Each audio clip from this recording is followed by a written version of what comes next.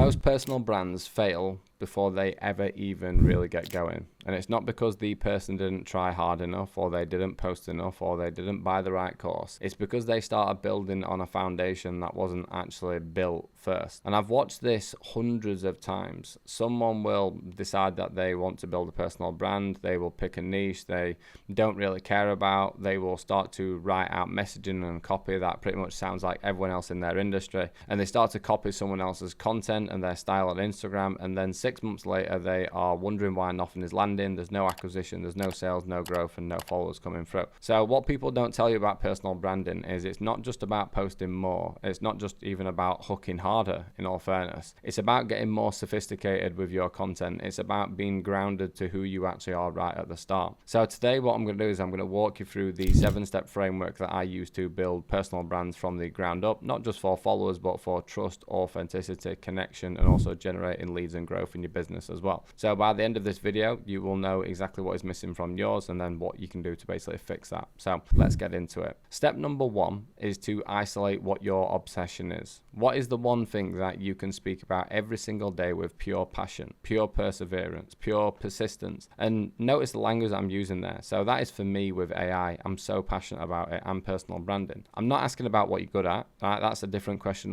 entirely. I'm not asking about what qualifications that you've got in. What I'm asking here is, what is the one thing that you genuinely can't stop thinking about, that you would go to the pub on a Friday night and talk to your mates about, and you'd also talk to your family around tea, or you'd talk to your co-workers? And the thing that actually makes you frustrated when you get other people talking about it online or talking about it in the wrong type of way. Because if you can't consistently talk about something for the next 10 years, then you're never going to be able to build a personal brand around it. And people really need to anchor into what that one thing is. People will pick a niche and then they will run that niche for a long period of time, and they'll get to a point where there's nothing's landing, and it's because they haven't got a strong enough opinion on what they are doing. So once you've picked your obsession, right, everything else can then build on top of that from that point, because it's true to what you actually believe and what you care about. Step number 2 is to then focus on your offer statement and integrating that. So this is literally 4 lines, simple structure, and you should not be skipping this because it's the most important part, but it is literally you help with so they can avoid, right? You need to answer those questions, and that is your offer statement. And then what you do from that point is you integrate your offer statement into your content around what you are talking about with your obsession. So for example, with me, I help business owners building content systems and AI systems to attract the right customers so they can stop guessing what they are going to post next because they've got AI intelligence, and they can avoid burnout because they are not having to just do everything manually anymore. Now there's AI. So once you've nailed those 4 lines, you basically got the spine to every piece of content that you are going to put out, every single DM, every single conversation, and every single thing that you talk on about on a sales call. So those 4 lines are the most important part, right? Because if you're not running it off an offer statement, you're just running it into nothingness, basically.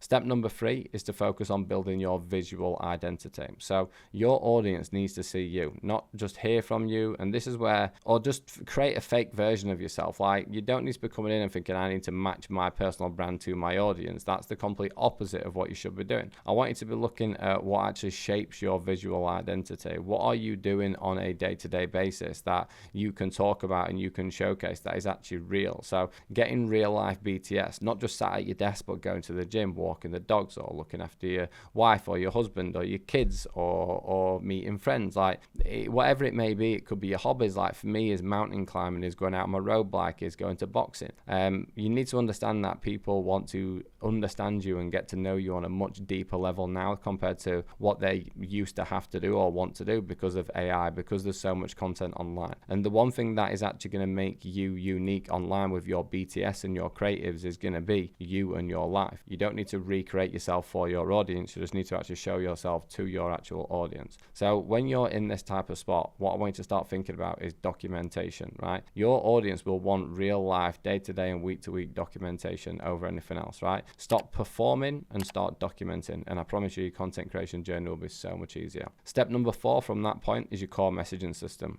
This is something that I am massive on, because when you have no core messaging system, you don't have an opinion, you don't have a point of view, you're just going to be talking really generalistic. And if you're generalistic, it's just going to fall on flat ears online. So part 1 to that is your actual core messaging. So this is basically what you stand behind. What would you take to the grave? What do you believe about life, people, about the industry that you are in, and also have the ability to be able to articulate this clearly to your audience. Part 2 to that, which is equally as important, which is your anti-message. So what are you actively fighting against? Again, about life, about business, about people, about your industry. What do you reject about other people? What do you reject about the industry? What do you fight against? What do you hate? Because your message is what is going to get people bought into you, but then your anti-message is also going to be your polarization and positioning, because what we don't want to be is we don't want to be sat in the fence of despair. We don't want to be sat in the middle because you're in no man's land there. This is not about trying to be everyone's cup of tea. It's just about getting the right people to align to you and your message. So you need to be willing to alienate the wrong people, but then attract the actual people that you do want to work with. Step number 5 is to know your niche. Not isolate your niche, know it. There's a massive difference with that, and a lot of people get this completely wrong. Isolating your niche is basically saying, I help women who are 30 to 40 with 2 kids run a service businesses, right? And that's useful for targeting, but it's useless for content. Knowing your niche means that you are understanding these people inside out on a deeper level, at the point where they even might not even understand themselves sometimes, right? And this is what people might skip because it's harder and you have to do a bit of research and stuff to it. But I want you to know who they are, how they talk, what their language is, what they're texting their friends about, what they're thinking about, what they're doing, when they wake up in the morning, what's popping into their head. Because those type of frustrations, right, and those type of beliefs that these people have and the things that they're not admitting about themselves, that is the stuff that you need to be talking about to actually emit the biggest response from them. And when you know your niche at this level, because it does take a bit of research and trial and error, like every piece of content that you put out starts to become responsive rather than just reactive stuff, which is just falling on deaf ears all of the time. Step number 6, right, is to then focus on picking a consistent format. So it might be a talking reel, a BTS reel, a carousel, a long form video, a newsletter, it might be whatever, or a bit of everything. And you'll have to go through a bit of a trial and error test to see what actually works for your page. But what you don't want to be doing is just throwing a load of random shit out there and a random variation like on every single post that you do, because you do want to get known for a certain style of post. So for me, that is like written text carousels. They always perform really well on my page. And that is also just like standard head talking straight to the point opinion videos. They always perform really well on my page. So for you, it might be a voiceover, it might be a demo video, it might be showcasing some work, it might be doing a day-to-day BTS. But you need to trial and test loads of different formats to then get to a point of selecting what your format is and what people know you for, right? So from that point, right, when you've got that level of consistency and you've got that level of impact, it's not going to be about just getting a viral post. It's going to be about the impressions that you make on a day-to-day basis to your audience. And that is what will separate brands that actually break through from the noise. And it's the part where people get wrong because they're so focused on just trying to go viral all of the time, or they're trying to just recreate who they need to be for their audience so that their audience likes them. And you can't look at it from that type of perspective. Like, your audience has already seen the advice that you are probably thinking about sharing. They have seen it from 10 people who you are probably already competing about. The only thing that your audience hasn't seen at this point is probably your life behind scenes,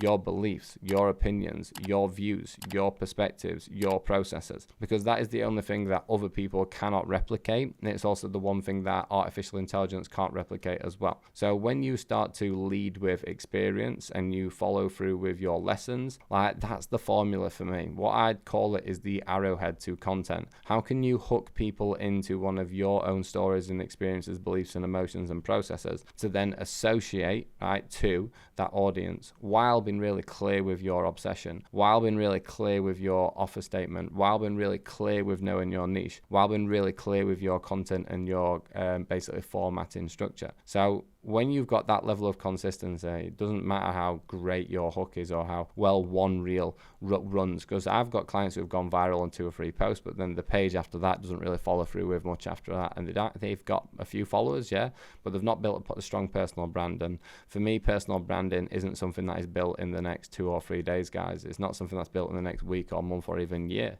It's something that you build on the foundations on a year-to-year basis, right? And the operators and the business owners who really do do actually treat this seriously, like the compounding foundational work of building that trust and connection to your personal brand, it will pay off in absolute dividends down the line. So I would like to think that I am a pure example of this. I've got 21,000 followers on Instagram. I've grown more in the last year than I have done before because of AI intelligence. But I had a 7-figure company and £1 million company even before I had 10,000 followers. So I'm not in any different situation to you in any way, shape or form. So as I've spoke about and on this channel, you'll see that I am so pro artificial intelligence because it's common sense, it builds predictability as intelligence, and it removes manual workload. And in any situation, in any business out there, you are always the bottleneck, the same as I am always the bottleneck. So that's why I'm so pro AI, but I'm also pro personal brand positioning, because I know and can see it's the only thing that's actually going to fight against the AI online market. So please take this video really seriously. Like I said many times in other videos, AI isn't just what we do. We are really heavily focused on personal brand building as well. I've got a huge online module which covers every single detail of it. We have a weekly live call on it every single week, and I have some of the biggest content creators as clients in this space. So just a little bit of evidence and structure that I do what I preach is probably the thing I'm going to say at the end of that video. But yeah, anyway, if you want to find out more about what we do at The Coach Consultant, hit the description. All right, go check out my page. My website is www.thecoachconsultant.uk. And if you're not subscribing, please subscribe. Free long form videos coming out every single week. I want to provide you with as much value as humanly possible, help you as much as humanly possible, and maybe at some point down the line you'll trust me enough to work with me one-to-one inside my program.